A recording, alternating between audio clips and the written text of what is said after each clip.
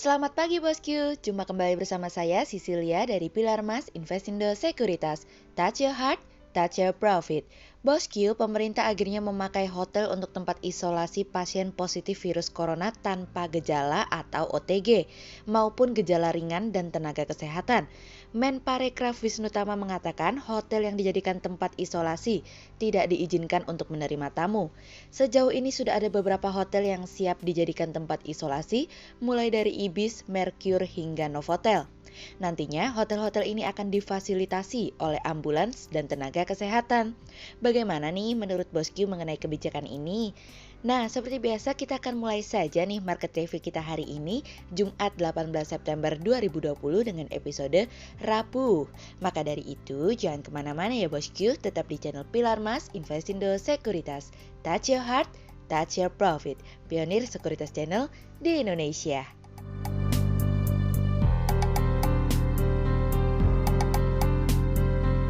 Seperti biasa kita akan mulai dari Global Economics Calendar. Ada berita dari US Initial Jobless Claims yang turun dari sebelumnya 893K menjadi 860K. Kemudian ada dari US Continuing Claims yang turun dari sebelumnya 13.544K menjadi 12.628K. Kemudian ada dari US Housing Starts yang turun dari sebelumnya 1.492K menjadi 1.416K. Sementara month-on-month turun dari sebelumnya 17,9% menjadi minus 5,1%. Kemudian kita beralih ke corporate news. Ada berita dari PT Indosemen Tunggal Prakarsa Tbk atau INTP yang mencatatkan penurunan penjualan semen sepanjang Januari hingga Agustus 2020 sebesar 10,71% dari bisnis.com. Kemudian ada dari PT Kimia Farma Tbk atau KF yang menyatakan kesiapan untuk melakukan produksi antivirus Avigan dengan kapasitas produksi yang mencukupi kebutuhan dalam negeri dari bisnis.com. Kemudian ada dari PT Waskita Karya Persero Tbk yang menargetkan nilai kontrak baru senilai 25 triliun rupiah hingga 26 triliun rupiah pada 2020 dari bisnis.com. Kemudian pada perdagangan hari Kamis tanggal 17 September 2020, IHSG ditutup melemah 20 poin atau 0,40% menjadi 5.038. Sektor industri dasar keuangan pertambangan industri konsumsi bergerak negatif dan menjadi kontributor terbesar pada penurunan IHSG kemarin. Investor asing membukukan penjualan bersih sebesar 405 miliar rupiah. Kemudian kita akan masuk ke market review kita hari ini. Cerita hari ini akan kita awali dari sebuah cerita dari Bank Sentral. Haruhiko Kuroda, Gubernur Bank Sentral Jepang mengatakan bahwa Bank Sentral akan terus melakukan komunikasi dengan pemerintah baru yang dipimpin oleh Suga untuk mendorong perekonomian yang saat ini dilanda krisis akibat virus corona.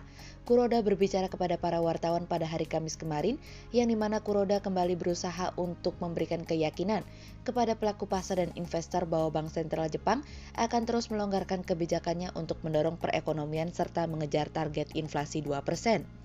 Tidak hanya itu saja, Haruhiko Kuroda juga akan berusaha untuk mempertahankan hubungannya dengan pemerintah yang baru yang dimana sebelumnya sudah berlangsung selama 8 tahun dengan Shinzo Abe memimpin.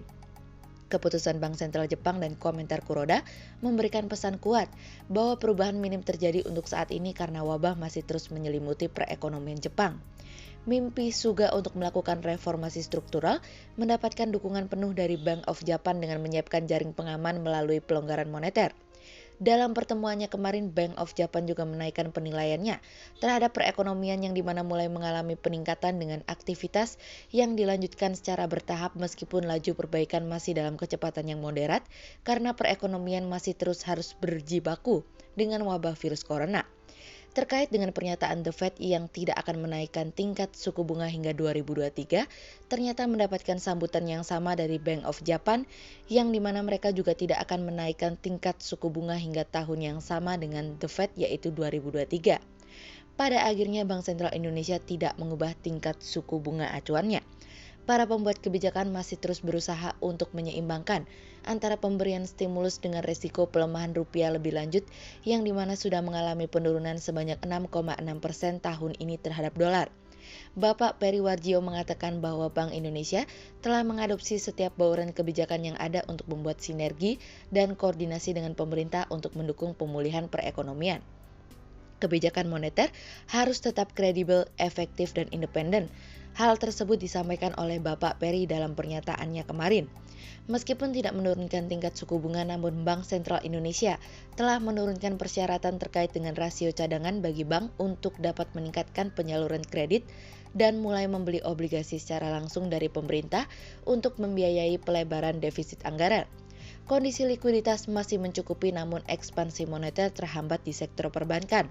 Sehingga hal tersebut membuat permasalahannya bukan kepada kos yang rendah, namun lebih kepada transmisi moneter di sana.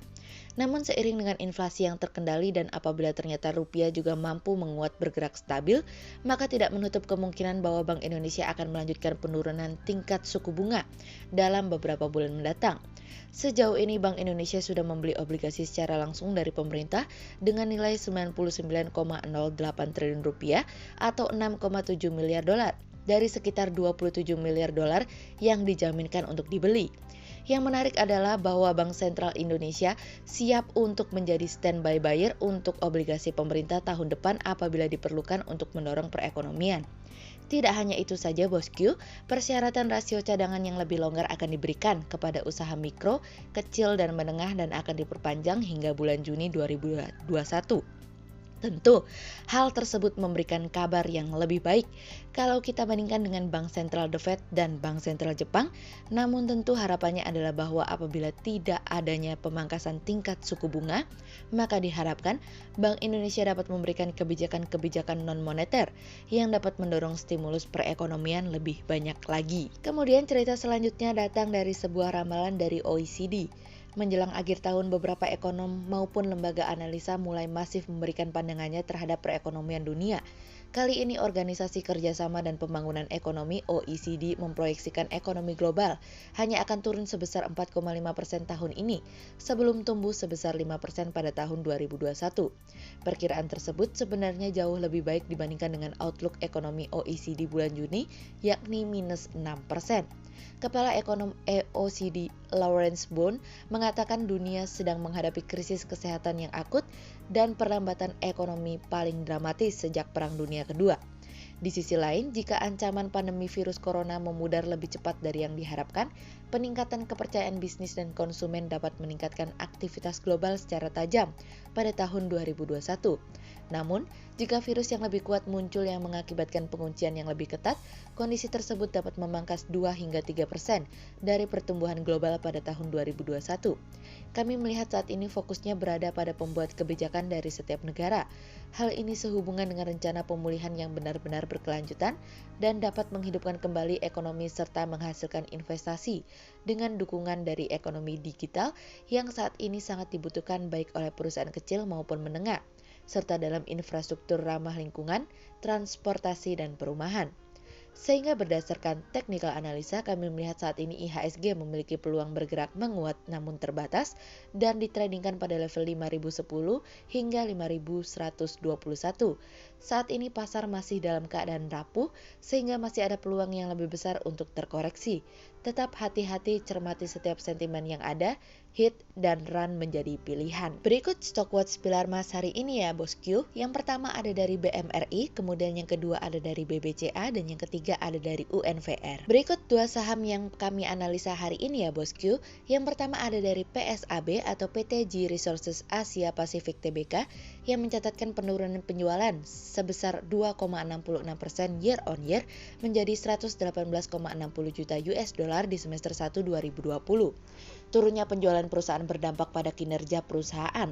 Dampak pandemi corona tentunya mempengaruhi kinerja perusahaan.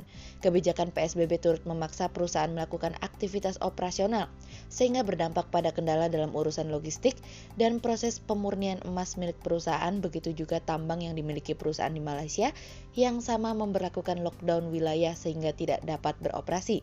Sehingga berdasarkan technical analisa dalam tren pada jangka waktu short term berpotensi untuk bearish dengan target 210 dan tingkat probabilitas sebesar 54%, sementara dalam jangka waktu long term berpotensi untuk bearish dengan target 200 dan tingkat probabilitas sebesar 50%. Kemudian yang kedua ada dari INTP atau PT Indosemen Tunggal Prakarsa Tbk yang mencatatkan penurunan penjualan semen sepanjang Januari hingga Agustus 2020 sebesar 10,71%. Penjualan semen perusahaan hingga Agustus 2020 mencapai 10 juta ton. Angka itu lebih rendah dari pencapaian periode Januari hingga Agustus 2019 sebesar 11,2 juta ton. Turunnya penjualan perusahaan tidak terlepas dari kondisi saat ini, di mana terjadi pandemi sehingga menyebabkan melemahnya daya beli, proyek konstruksi dan tender mengalami penundaan. Sehingga berdasarkan technical analisa dalam tren pada jangka waktu short term, berpotensi untuk bearish dengan target 10.000 dan tingkat probabilitas sebesar 46%, sementara dalam jangka waktu long term, berpotensi untuk bearish dengan target 9.600 dan tingkat probabilitas sebesar 50%. Berikut kami akan menampilkan 40 saham pilihan dari Pilar Mas.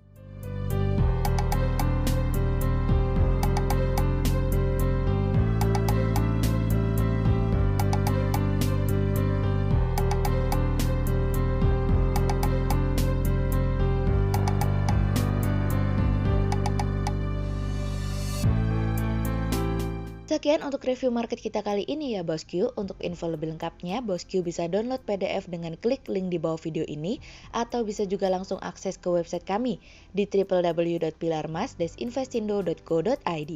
Dan jangan lupa untuk selalu jaga kesehatan buat para Bosku ya. Kita akan bertemu lagi besok pagi untuk market review yang berikutnya. Jadi jangan lupa like, subscribe, dan tonton terus channel Pilar Mas Investindo Sekuritas. Touch your heart, touch your profit.